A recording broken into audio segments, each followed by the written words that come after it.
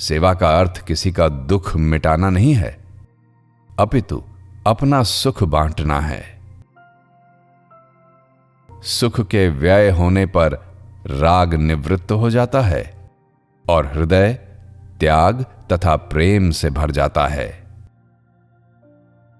पूज्यपाद ब्रह्मलीन स्वामी शरणानंद जी महाराज कहते हैं, सुख भोग की आसक्ति में आबद्ध प्राणी वह करने लगता है जो उसे नहीं करना चाहिए। कारण कि सुख का लालच निज ज्ञान का आदर नहीं होने देता। अकर्तव्य का जन्म एकमात्र सुख भोग की दास्ता से ही होता है। इतना ही नहीं, सुख भोग की सिद्धि ही तब होती है जब हम प्रमाद आदि किसी न किसी दोष को अपनाते हैं। यह सभी का मान्य होगा कि कामना की उत्पत्ति में दुख और पूर्ति में सुख प्रतीत होता है। अब विचार यह करना है कि कामना की उत्पत्ति का हेतु क्या है। तो कहना होगा कि जब हम अपने को देह मान लेते हैं, अर्थात शरीर ही मैं हूं ऐसा सद्भाव कर लेते हैं, अथवा यूं कहो कि जब शरीर से अभेद भाव की मानी हुई एकता स्वीकार कर लेते हैं, तभी कामनाओं की उत्पत्ति होती है। अपने को देह मान लेना प्रमाद नहीं तो क्या है। अतः यह स्पष्ट हो जाता है कि प्रमाद को अपना लेने पर ही सुख भोग की सिद्धि होती है। यह नियम है कि कामना पूर्ति का सुख राग उत्पन्न करता है, जिससे पुनः कामना उत्पन्न होती है और प्रमाद भी दृढ़ होता जाता है। इस प्रकार कामना उत्पत्ति और पूर्ति का चक्र चलता ही रहता है। अर्थात दुख सुख में और सुख दुख में बदलता ही रहता है। इतना ही नहीं, कामना पूर्ति काल में भी जब तक प्राणी उत्कृष्टता की ओर से अपने को विमुख नहीं कर लेता, तब तक सुख की प्रतीति नहीं होती। सुख की वास्तव में कोई स्वतंत्र सत्ता नहीं है, केवल प्रतीति है। यदि सुख का स्वतंत्र अस्तित्व होता तो सुख भोग के अंत में किसी प्रकार का अभाव न होता और शक्तिहीनता, जड़ता, पराधीनता आदि में प्राणी आबद्ध न होता। सच तो यह है कि सुख का लालच ही हमें अनेक बार दुख में आबद्ध करता है। यदि विवेक पूर्वक अपने को देह से अतीत के जीवन में प्रतिष्ठित कर लें, तो बहुत ही सुगमता पूर्वक सुख की दास्ता तथा दुख के भय से मुक्त हो सकते हैं।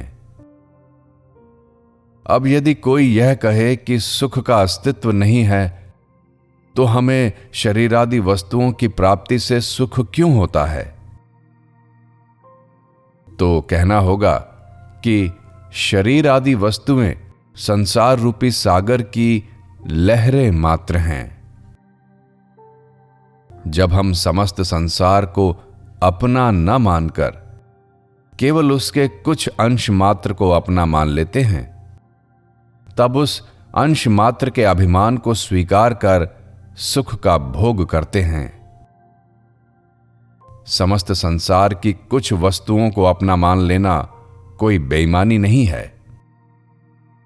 इससे तो यह सिद्ध हुआ कि हम बेईमान होकर सुख भोगते हैं।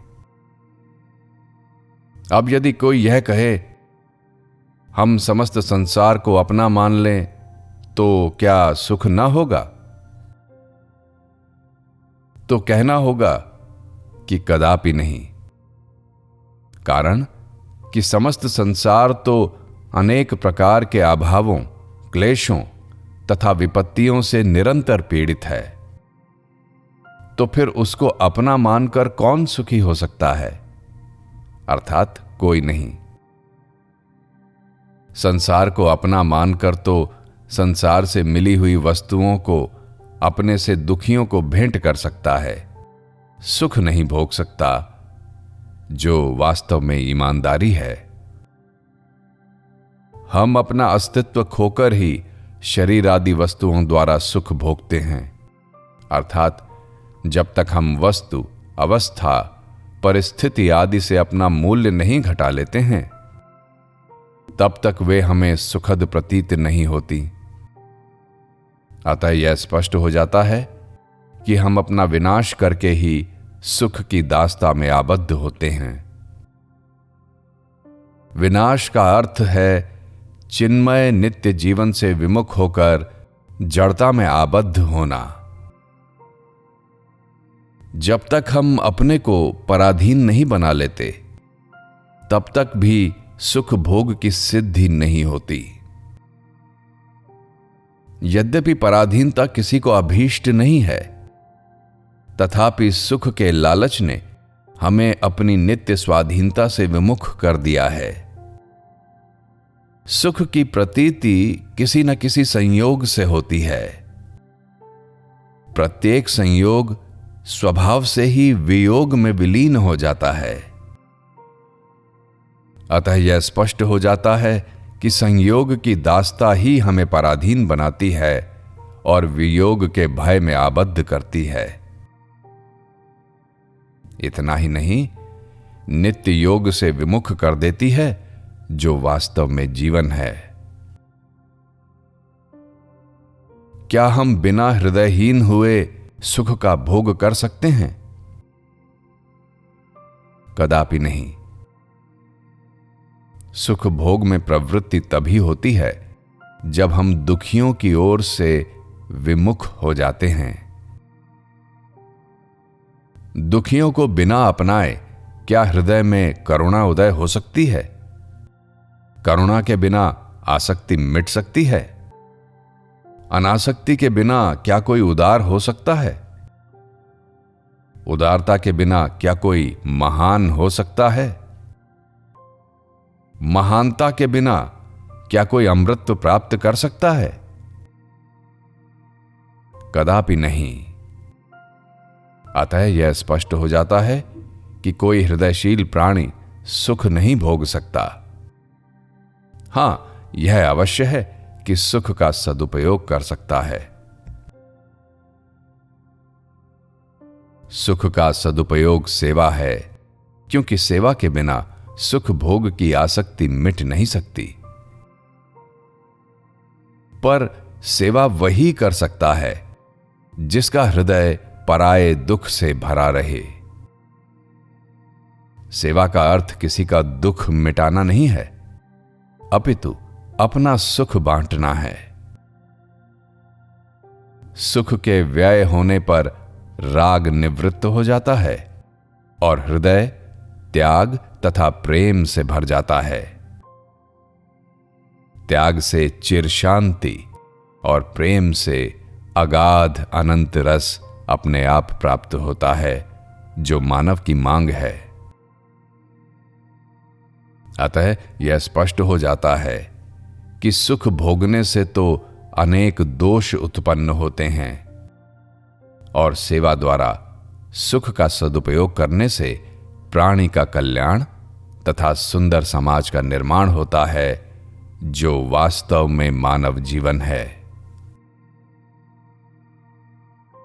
सुख का सदुपयोग करने में वे ही समर्थ हो सकते हैं जो उस दुख को अपना लेते हैं जिसमें दूसरों का हित तथा प्रसन्नता निहित हो, और उस सुख का त्याग कर देते हैं जिसका जन्म किसी के अहित से हो।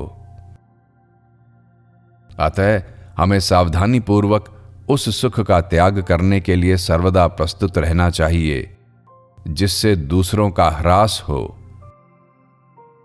और उस दुख को सहर्ष अपना लेना चाहिए जिसमें दूसरों का विकास हो। अब विचार यह करना है कि यह सामर्थ्य कब आएगी जिससे हम उस सुख को ना अपनाएं जिसमें दूसरों का अहित है, अपितु उस दुख को अपनाएं जिसमें दूसरों का हित निहित है।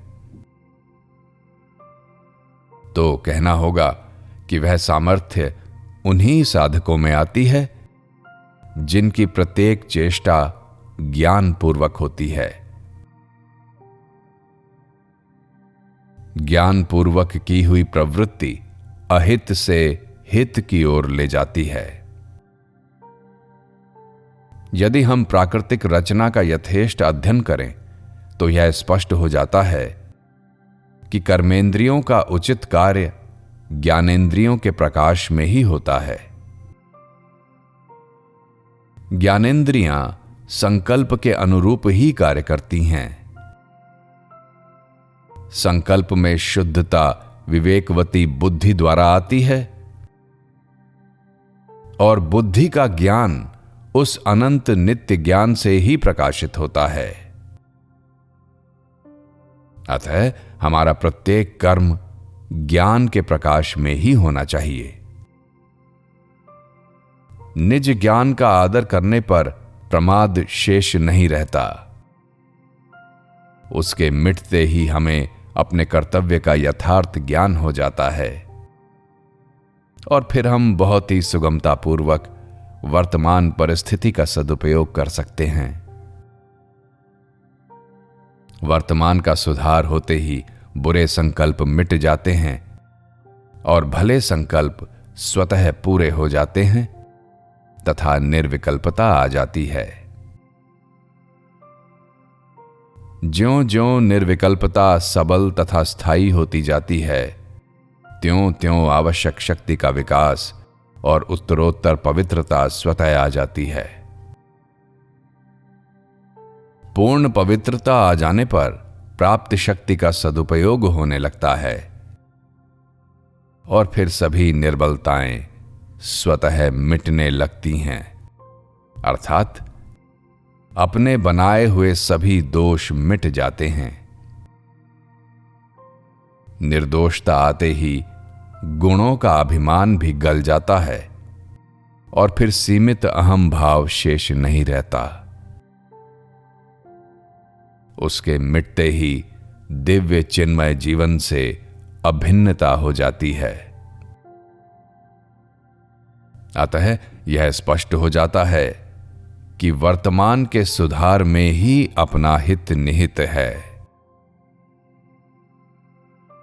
पवित्रता आ जाने पर बुराई करने की तो कौन कहे, अपने प्रति होने वाली बुराई के बदले में भी भलाई करने की प्रवृत्ति होती है। इतना ही नहीं, अपने प्रति की गई बुराई को भी वह अपना ही दोष मानता है, दूसरे का नहीं, और अपने द्वारा होने वाली भलाई को अपना गुण न मानकर दूसरों का अधिकार ही मानता है। अथवा यूं कहो कि अपवित्रता मिट जाने पर बुराई उत्पन्न नहीं होती और भलाई स्वतः होने लगती है